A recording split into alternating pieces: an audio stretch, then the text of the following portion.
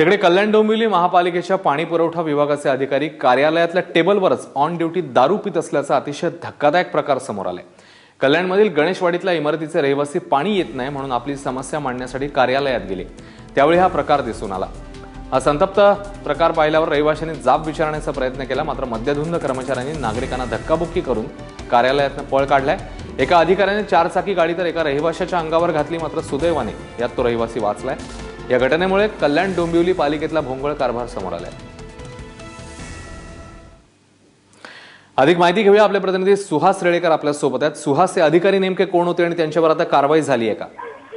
अश्विन, ही आत्ताच आयुक्तांच्या समोर ही बातमी आलेली आहे। आयुक्तांनी सांगितलं आम्ही चौकशीचे आदेश देतोय आणि त्याच्यावर चौकशी करतोय, परंतु गणेशवाडी हा जो कोळशावाडीचा परिसर आहे या ठिकाणी गेल्या अनेक दिवसांपासून पाण्याचा प्रश्न होता। त्या संदर्भात त्यांनी वेळोवेळी पाणी पुरवठा अधिकाऱ्यांकडे जात होते आणि त्या संदर्भात काल म्हणजे 2-3 दिवस कंटिन्यू येऊन ते काम करायचा प्रयत्न करत होते, पण काल त्यांनी खड्डा खोदून ठेवला आणि त्या ठिकाणी ते पुन्हा निघून गेले।